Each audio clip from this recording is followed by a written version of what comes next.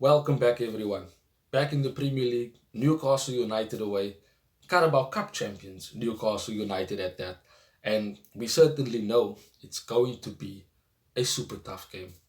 If we thought the game against Manchester City was a difficult game, and you can argue it is based on the players that we played against, but Newcastle are fighting for Champions League. We know the qualities. We know the players that they have. We've seen what they've done this season, last season, etc. So we know it's going to be tough for us.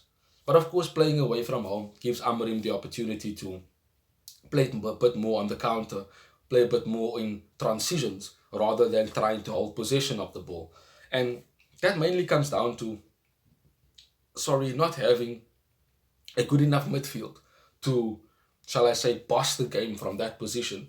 Because Tonali, Bruno Guimaraes, Joe Linton, these are players that have played so long together that they know exactly what they need to do in midfield. And we know how good Newcastle can be when they are in transitions. They have got excellent pace to attack you with speed and power.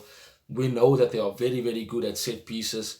And I kept saying Onana should not be starting this game. Onana should not be Manchester United's number one, in my opinion at least.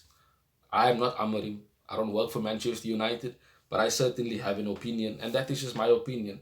I watch the game with my own eyes. I see the continuous mistakes. So I'm sure there are other people out there that also are done with Onana as a Manchester United player. But Newcastle in itself, we know how they are going to come at us. They can keep the ball in possession. We know that they are deadly, deadly, deadly if we decide to make mistakes at the back or we find ourselves high up the pitch and they counter. Now, Amberim certainly, having experienced a game against Newcastle before, he certainly would know how to deal with their threats. But that doesn't mean that the players can deal with those threats. I mean, you look at the lack of pace that we have, other than Lenny Yoro in the back line, Maguire can't run. And that in itself becomes a problem for him as a player. Now, of course, Yoro can track Isak if he wants to, should Isak be playing. But that doesn't mean that he's going to be tracking him all the time. Because Isak will be smart. He'll probably try and play on Maguire. He'll probably try and play on Mazraoui, who I don't think I have an issue with. I think Mazraoui will be able to deal with Isak. But my issue is Maguire. He is not mobile. He's not going to be chasing and following defenders. I know that he will step up and try and win the ball, higher up by being aggressive. And he has done that quite well in certain games. But Newcastle are a different outfit. Isak does not play by trying to hold the ball up and wrestle with defenders.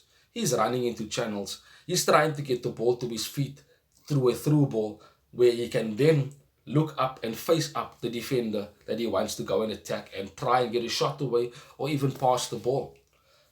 If we do not stay defensively sound, then we certainly will concede goals. Let's be real.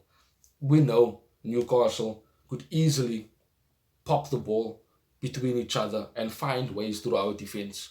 We know that they love to cross a ball into the box for an Isak or for a Bruno Guimaraes to get on or Sandro Tonali, etc. Those are things we need to look out for. We need to stop those crosses before it even gets put into the box. We need to be aggressive in our defensive play. And with someone like Matthias de Ligt, if we should be having him in the team, that aggressiveness is there. Now, Maguire brings you that, but once he gets turned, he's done. Whereas de Ligt doesn't allow himself to get turned. He's either fouling his man to stop the attack or he's winning the ball by intercepting and predicting where the players will pass the ball to. This is something that Maguire doesn't have. Now, of course, in this particular game, it was said by Chris Wheeler that there's going to be changes made by Amorim. And it probably is because of the second leg against Lyon that is more important than this game against Newcastle. It is said that Bayindir will start ahead of Andre Onana, and Onana will most likely start, the second leg against Lyon, which is a moment for redemption, can be a moment of redemption for him. But I wouldn't start him in that game. I think he's done at United. I said this in the review of the Lyon game. He is done at United, in my opinion. And I think for that factor, Bayindir should continue to get his opportunities. If he has a good performance against Newcastle, Is there an argument to not start him in the Europa League against Lyon? I mean, I remember when we were playing previously in the Europa League, there was a rotation of goalkeepers between De Gea, Sergio Romero, etc., etc. And these changes were made because it's cup competitions and Premier League competitions. But being our only competition right now, other than the Premier League, it kind of forced Onana to start these games, being the number one and all that. But we know his mistakes has cost the team. So for me, the team should be Bayindir in goal. Mazraoui, Maguire, and Euro needs to continue as the back three. One, Lindelof will probably come in the second half. And two, I don't think the league will be fit and ready for this game. If he is fit and ready, I think he'll most likely start the game against Lyon, which is much, much more important. In midfield, Kobe ain't starting this game, so I think Casemiro will also get the rest. So it'll be Bruno and Ugarte in midfield, in my opinion. Dogo left wing back, of course. Dallo right wing back. And the front three, Xerxes needs to start ahead of Hoyland up front. You've seen the qualities. We've seen how he has improved. So he should be starting up front.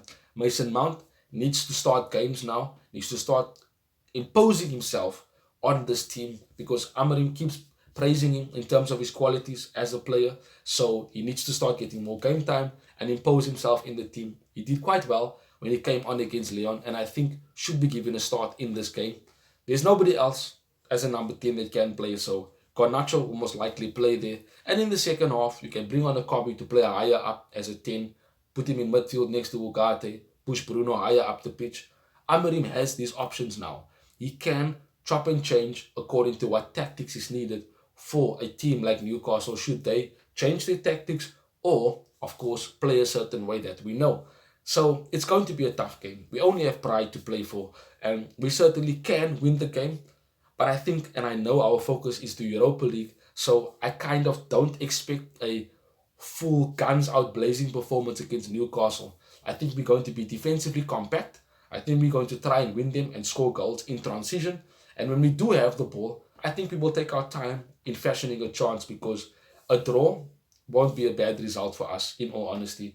We come through that game without the loss. We come through that game with no injuries. Then we certainly can have some confidence heading into Lyon. But should we win the game and win it comfortably, then we will have even more confidence to take into the Lyon game at Old Trafford.